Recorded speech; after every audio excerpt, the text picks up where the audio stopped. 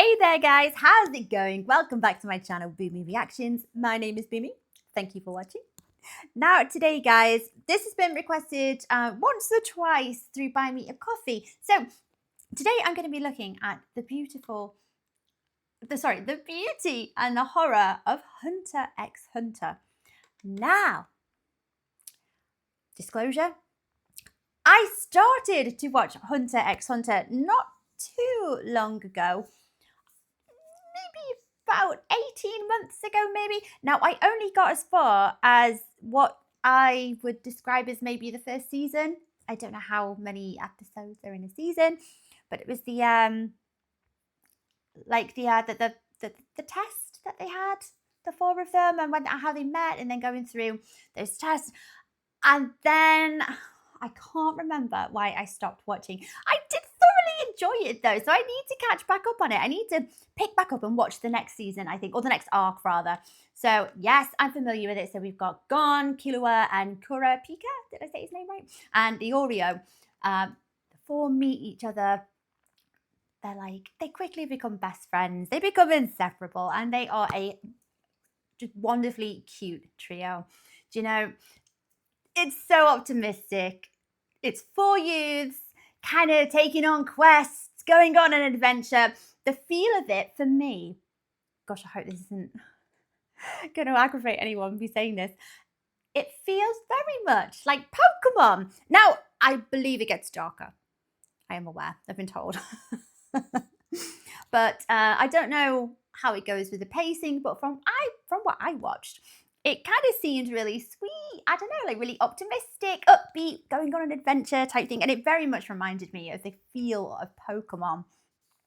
But yeah, like I said, I have been warned that it does get darker. So maybe that's where the horror comes into it. But so far, all I've seen is the beauty and, you know, that kind of optimism. So I am acquainted with Hunter x Hunter, but I have only seen those earlier. I don't know how many episodes. There's quite a chunk of them, so I think it was the complete first arc. So maybe like 20 episodes into it. So enough of the chit chat, guys. Just play the video, Boomy. Guys, if you're enjoying these reactions as well, don't forget to like and subscribe. Thank you so much, my lovelies. If you're interested, I have a Buy Me a Coffee account. That link is over here. And if you would like to help support my channel any further, I have a Patreon account. And if you want to check that out at all, that link is in the description just below there. Okay, let's have a look. Oh, that disclaimer, it's going to be spoiled. I'm not massively opposed to spoilers. I am someone that will go and read what the plot of a film is, and I'm not too upset by knowing the gist of the ending. It doesn't upset me too much. So am I going to be shocked? I'll watch it anyway. In 1851, a book titled Moby Dick was published by Herman Melville. The book follows the premise of a sailor called Ishmael, who ends up boarding a ship manned by a captain whose sole reason for living is to find and kill the great whale that ate his leg. The infamous Captain Ahab disregards any other priorities or characters asking for help, just so he can have his desire for revenge sated. Against the better judgment of the reader, Ishmael joins this vengeful captain and embarks on an adventure and an experience he won't soon forget. However, the same can't be said for the rest of the crew. As you continue reading this book, you do start to realize that most, if not all of them, will ever see home again. You might be thinking, what does this have to do with the video, and why did that get so dark? I think maybe it was inspiration for the writer of the manga, I think. Well, those are the same mixture of feelings I had when I first started reading Hunter x Hunter.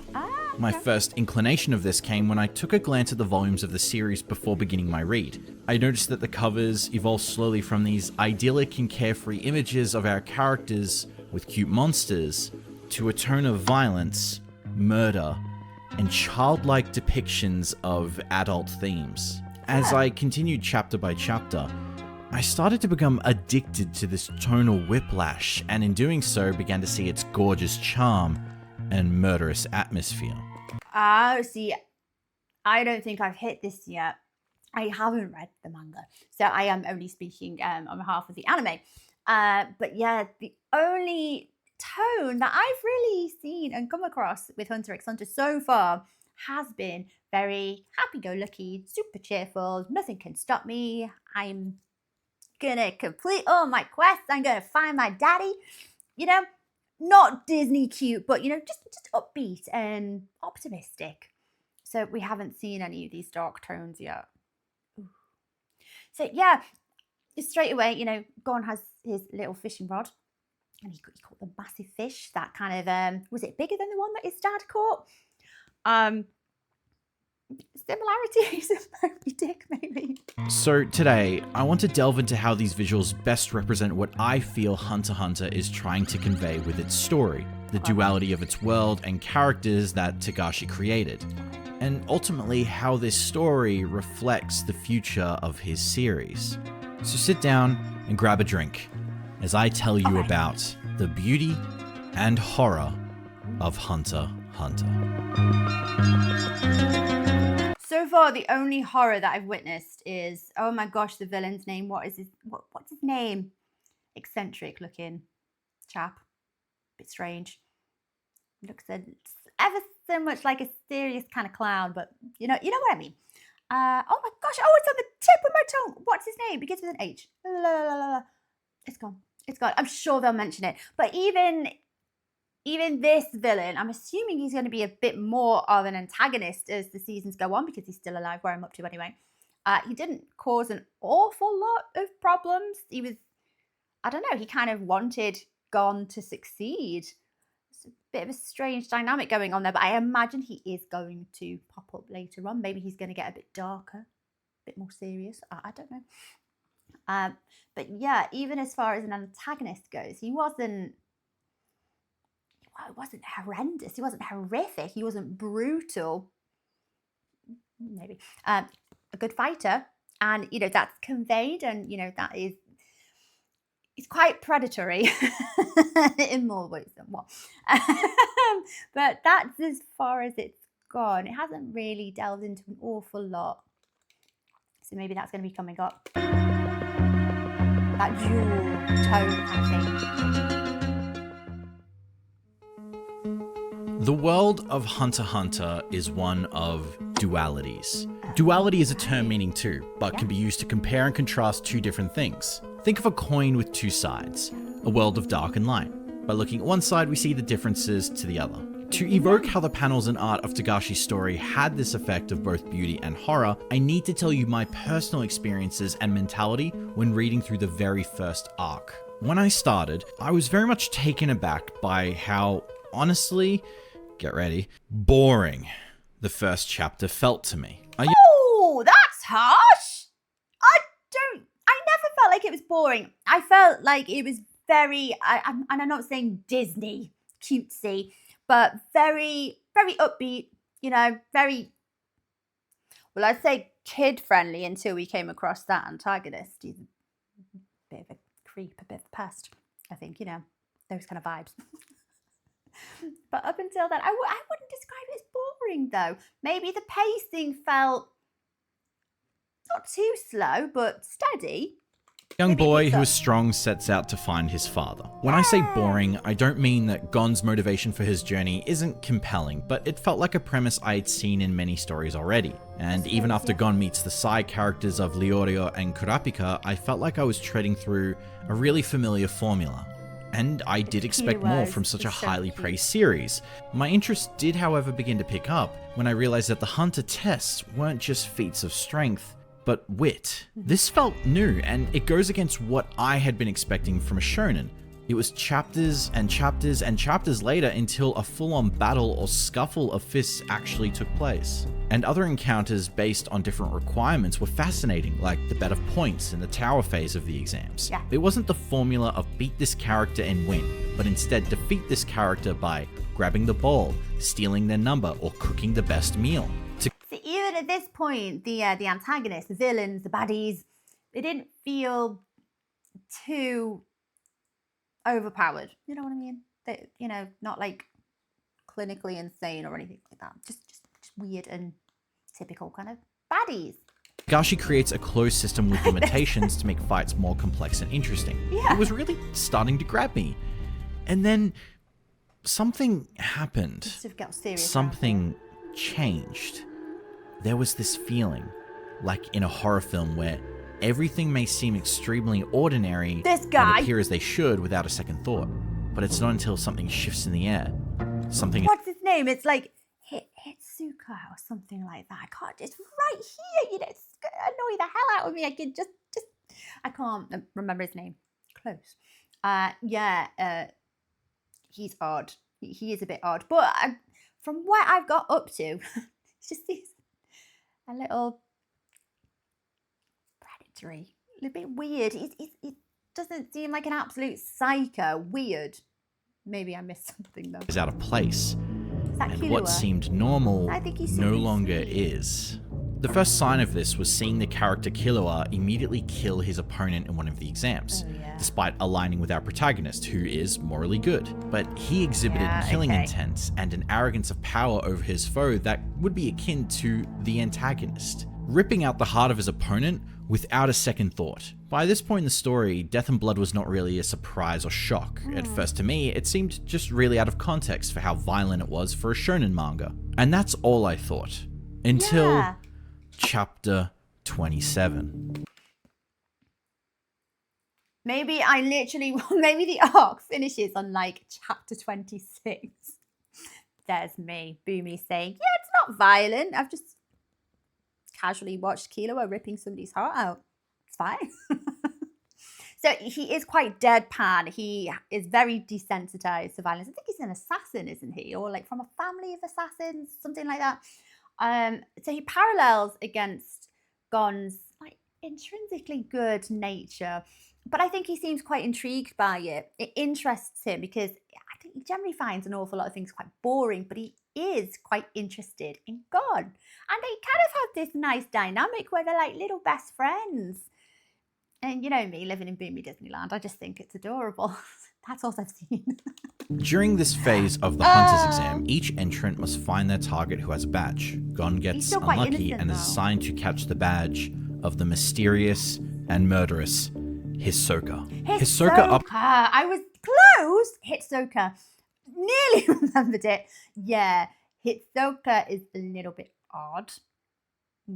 Up until this point, had showcased a natural skill for killing, engaging with any opponent who challenges him, and even allowing some to live so that he might see if they one day become stronger foes. So after practicing on how to swipe Hisoka's badge, Gon decides to stalk him until he finds someone and is distracted enough so Gon can make his move. Hisoka encounters Ryorio and Kurapika, but lets them live in exchange for a badge. As they leave, Gon in hiding watches, as Hisoka just stands there a while, pondering at how all the people he had met might get stronger, tougher, and more powerful than he. He wants to stand on the sidelines also, or maybe not the sidelines, from like a podium, and watch how they almost come up to his level, ability and skill-wise. And then that's the point where he wants to challenge them. That's the impression that I got. Or, you know, he thought it would be interesting to see if they overtook him skill-wise. But he does make for an interesting antagonist. From where I'm up to anyway. Maybe he gets darker. It's here that something happens. Hisoka feels something. An itch. A rush. A hunger. For blood. To see such a furiously sketched illustration that felt so raw and eerie, it could have been one of the black paintings of Goya. It looks composed, but very angry. Those sketches, those etchings in there, like that.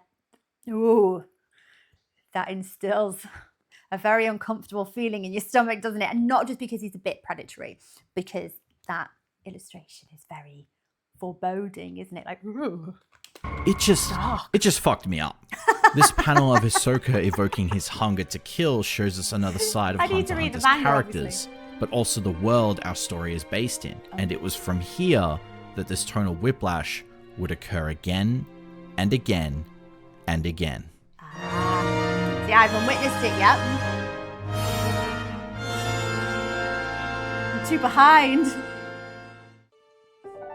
The world Togashi created is loosely adapted from our own. Hunter x Hunter's locations our characters visit are quasi-fictional. The city of York, for example, comes from the iconic New York. Purely fictional locations are named and based on its visual appearance, like Gon's home of Whale Island. This is again an example of dualities. One is an idyllic island where people have minimal problems and enjoy their quaint, simple lives as they speak to visitors from the outside world. That's it. Their lives are they're quaint and simple. I think that's maybe what contributes to that tone of the first arc, especially the earlier episodes when you're watching Gon leave and say goodbye. The other is a bustling city full of corruption, crime, and opportunities to make money any way you want. And if you're from New York, let me know how that's going. This tone is ramped up, especially during the York New arc, which is around the same time the covers of the volumes change to feature a more mature tone with the storylines involving Crollo and Kurapika. Hunter x Hunter finds a way to interject duality in its fictional settings by showcasing the nature of each one. The one that stood out to me the most was seeing the animals of the Zoldyck family.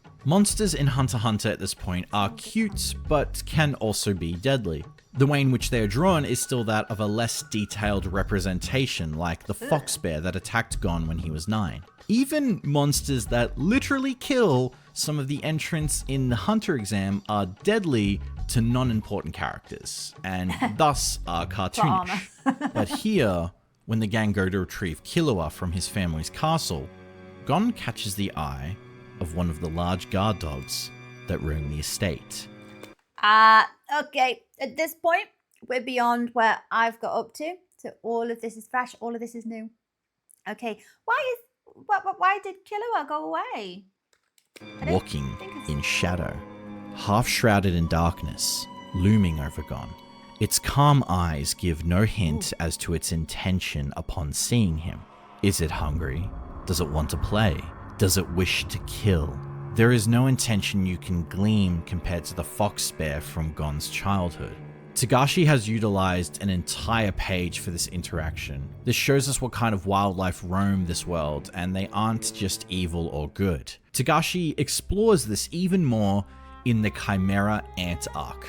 The arc that most fans, after hearing, let out an audible I'm so sorry. Representing nature as a beautiful thing at the arc's start, when Gon and Killua help Kite and other hunters in documenting all these different natural species. It's fun and joyful. The hunters are making a difference for the sake of discovery. This is very much in keeping with the tone of the first arc that I'm used to, that I've seen. It's like David Attenborough discovering all these new forms of life so we can better understand, appreciate, and love nature. But when the hunters learn of a rogue chimera ant, like a coin, the side flips to that of a threat. Nature is no longer something to discover, but something to stop before it kills and ends everything we know. And like the wolf of the Zoldyck estate, some of the chimera ants do not seem to be the real horror. This is in part to Togashi's ability to world build and create an asterisk to every place and creature he creates. But let's take a look at the side of his world that is based on ours, and the nature that inhabit it: humans.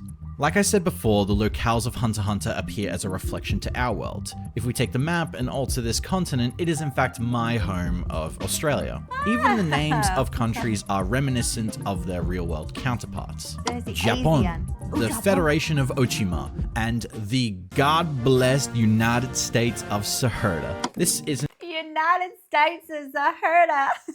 out of lack of imagination, mind you. In fact, it's done on purpose for our characters and audience to see the real world. And to explain what I mean by that, I have to tell you about the Republic of East Gorto. In the Chimera Ant arc, after the King of the Ants is born, they move to acquire a seat of power, and thus procure the estate of East Gorto's leader, Ming Jol-ik. The ants use propaganda and the image of Ming after killing him to subdue the population and trick them into obeying orders. If you hadn't made the parallels yourself when reading or watching Hunter x Hunter, this is an obvious reflection of dictator states like North Korea. Yes. That feeling, that impression was growing. Okay, Korea. Beautiful new world is full of interesting big cats and tortoises and English-speaking shapeshifters, but it's still full of humans who take advantage of people and kill for fun. By the end of the arc's resolution, King Meruem, his mother, and their subjects have killed well over 500,000 people. But Togashi says, are we that different in our treatment to our kind? The greyest of panels that evoke this is in chapter 311, well over halfway through the series, and takes place after the appropriately named nuke goes off. With 4 pages and 1 line of dialogue, Togashi just shows us scenes of his world. The rich dining on food, children made soldiers in a barren country, starving, amputated, and alone. Protests, excessive lavish lifestyles, this marriage of 2 worlds that all culminate with the explosion of a nuclear device in the shape of a rose. A rose with poisoned thorns. Like a mushroom cloud. This is like a rose-shaped cloud. Oh gosh. Oh, this is going down a rabbit hole, isn't it? This is going to get deep real quick. That, in essence, is Hunter x Hunter's world.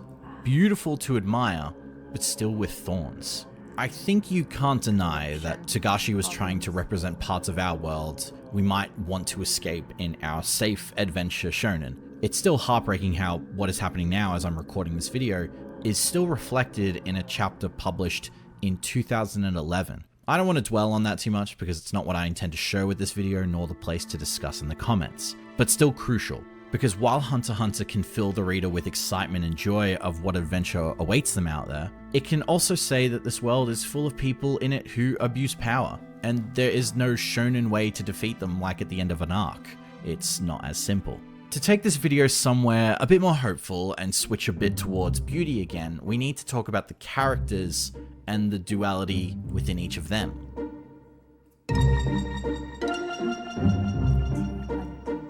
Much of what makes Hunter x Hunter's characters so complex is their struggle to balance 2 sides of themselves. The duality of 2 characters can show how the same character can be a different person entirely that isn't the prettiest based on their choices or their circumstances. Before we get to the main examples like Gon and Killua, I want to examine a character shift that really surprised me. Netero. Before we go on, the only impression I'm left with Gon is actually that he's an absolute little darling. He's so inherently good and he has the biggest heart. He would do anything for anyone. He just wants everyone to be happy. He has the best intentions. I haven't seen that other side to his personality or even any kind of indication that there is like an alternative kind of side to Gon. I don't think I have anyway. He just seems so open and nice. Whereas we have seen in Killua, we have seen that dual personality and that dark side. The chairman of the Hunters Association. Netero at first is shown as a small but important mentor character who has great skill. But a new side of him is shown in the arc of Chimera Ants. I'm sorry, I know there are other arcs, but all the best examples are here, so just bear with me. Seeing him again hundreds of chapters later, Netero finally shows his true desire as a hunter. He has always wanted to find true strength and enlightenment in combating with those who are also strong. This also contrasts why different hunters fight and what for. Hisoka wants strong opponents that he can kill as he sees them die in disbelief as combat is, in a ways, a dance or a sexual act to him. Netero at first is drawn as a small old man with a cool beard in a simplistic way, but when he learns of the strength Meruem may possess, his face is drawn with shadow and such detail it could have been a berserk apostle. Oh, that is dark. I've only ever seen him as that kind of fun-loving kind of little old man. does sound similar to the mentality of Hitsoka, doesn't it? That desire to come across a challenge in an opponent and constantly seeking that out and wanting strength above anything. That's your desire. That is what you aspire to be, the strongest, and you want to fight the strongest. Netero is no longer a old Yoda figure to the reader. Palm is another example, but the opposite. When first meeting her, she is cartoonishly creepy and scary. Her threat of killing Gon and the others slowly become more apparent as her representation on the page just becomes more real. Seeing her again after becoming an ant also shows us the overly detailed and realistic expressions of her rage, coupled with an overly cartoony violent tendency. After breaking away from the control of the ants, she is now drawn in a minimalistic way akin to Gon or Killua to showcase her new calm and emotionally mature state of mind. When fighting Meruem, Netero is not really portrayed as the hero or morally correct individual of the fight. He's in fact the one pushing for them to do battle, as the nations of the world want the hunters to end the ants now, even though Meruem is the one seeking diplomatic resolution. Much of the art that portrays our characters when showing the duality of dark and light is drawn in a unique way rather than just simple or detailed. For Netero at his death, his face is drawn to show his malice as a human being before detonating the nuke. It's distorted and almost childlike in its design, mocking Meruem. These kind of panels remind me of those haunting images kids draw of something adult in nature, but without knowing the context. You can see it with characters who want death, but being cute or anime-like when saying it. Or characters enraged and drawn with large pen strokes that are uneven and imperfect. Yeah, like it looks like you can almost feel the anger behind them actually etching it into the page.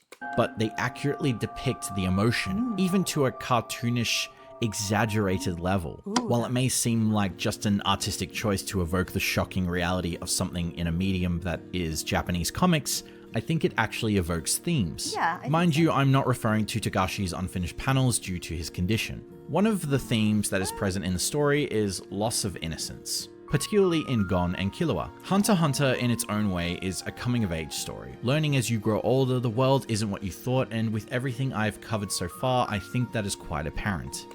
Yeah, we've got Gon, who is so innocent and good, and then we've got Killua, which as a parallel, I think he's been brought up, if I remember hearing that he's from a family of assassins, so he's so desensitized to violence. But it's almost done like in a weird kind of way because he still maintains that innocence because he's a child. And it's a strange combination. As Gon and Killua progress as characters in almost the opposite ways to each other, the artwork begins to make more and more sense. The sensibilities of illustrating disturbing concepts with negative space, or doing it through the eyes of a child who is trying to process some kind of trauma as it slowly loses its innocence.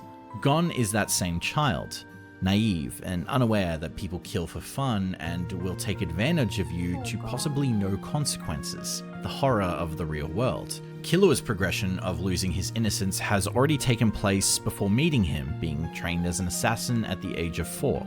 I don't know. I would argue that point and say I still think he maintained a lot of childlike innocence about him because of his age, even though he's seeing, you know, the nature of being an assassin, being desensitized to violence, still through the eyes of a child. So it's almost this really messed up idea.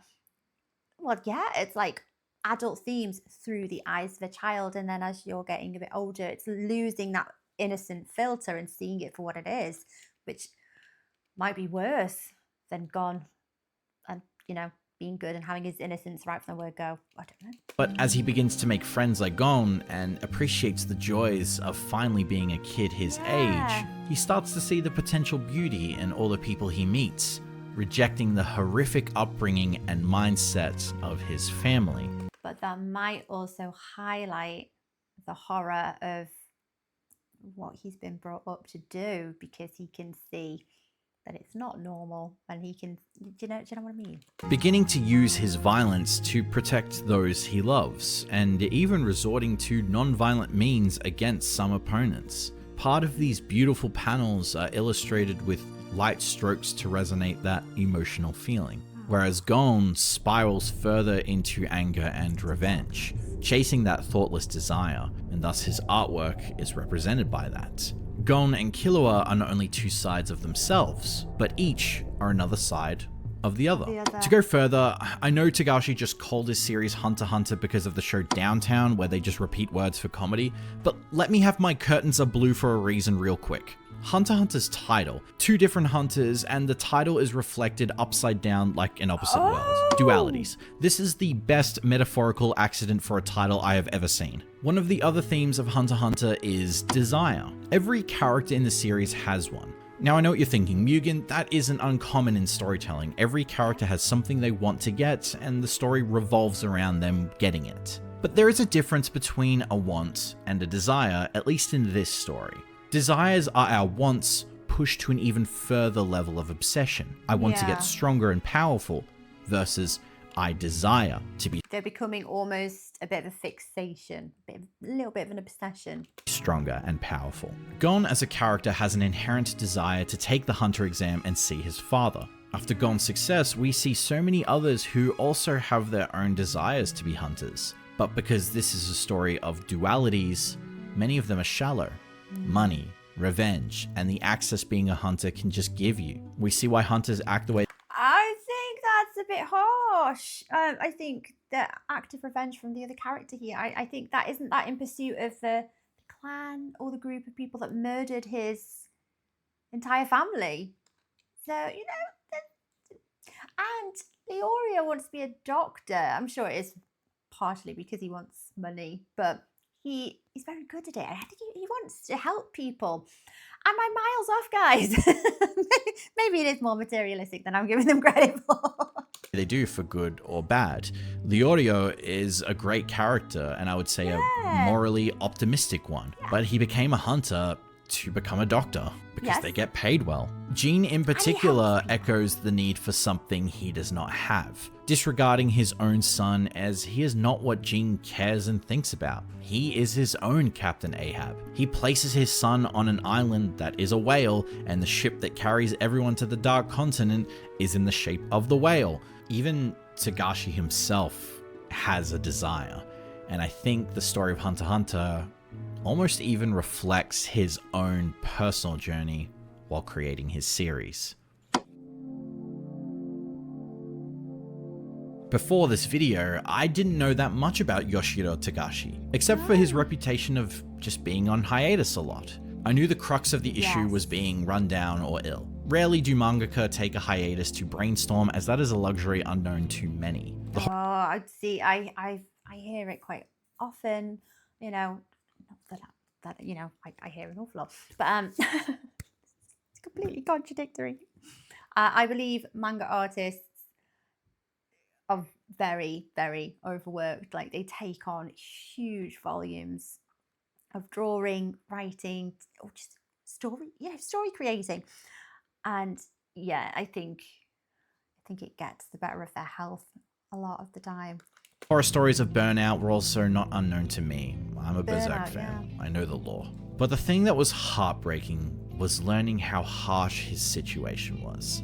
In 2022, news of Togashi's condition was revealed when thanking fans for an exhibition in his name. In it, he remarks in a light-hearted manner that he was unable to sit in his chair for 2 years due to lower back pain and his hips. A physical condition that could predate as far back as 2005 when he fell ill. Thus, couldn't do his job consistently. It got so bad, he had to use the shower to clean himself after going to the toilet.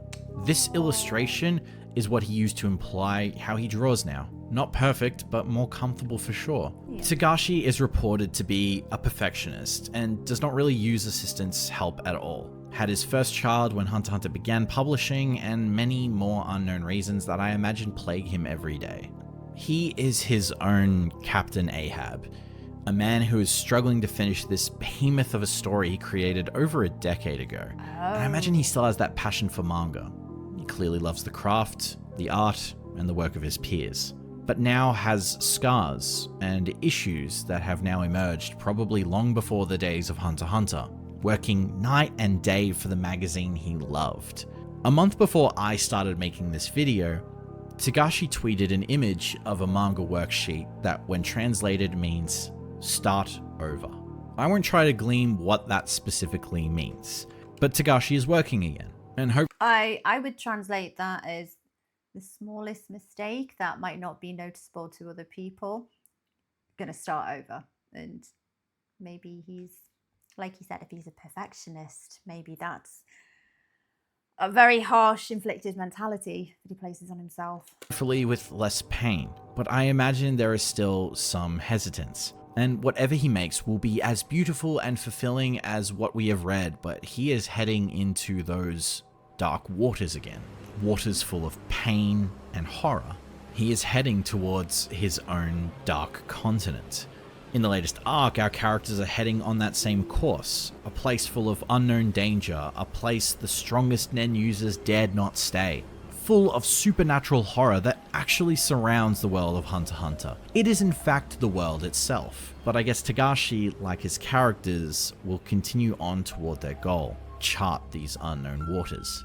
Creating content personally is nothing compared to manga creation, at least to me. I have had no physical ailments besides a couple of cold sores on my lip and mental stresses of being personally unhappy with videos I've made.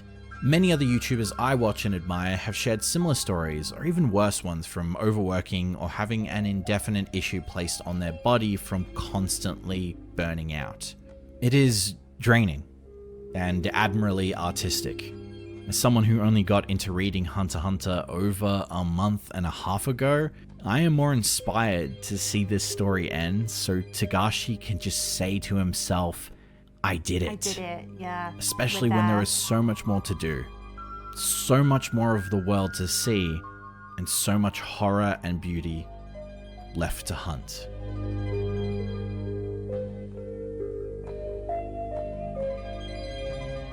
Thank you so much for watching, everyone. Hunter x Hunter has been a really interesting read. At first I didn't know I was going to make this video, but after certain events that I've talked about in this video and certain panels, I decided it was something that I really wanted to talk about. If you enjoyed the video, please subscribe and leave a like. I really appreciate it.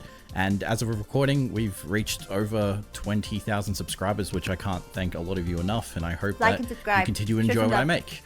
And if you want to subscribe, please do. If you're feeling a lot more generous and want to do more than just subscribe or comment, I have a Patreon with a single tier of $2 Australian, which for a lot of you in the US is a bargain. It's a single tier model where you get everything. I don't want you to have to pay more to get more exclusive things. You just get everything straight out of the gate, from behind the scenes to early access to videos that are ad-free and uncensored. I also plan to implement some more stuff like planned monthly Q&As and pretty much whatever else you guys want to see. So if you want to have your say in what you get, go over to Patreon and check it out. But that's all from me. Thank you all for watching till the end. My name's Mugen. As always, have a good one. Thank you, Mugen. Show him some love. Like and subscribe.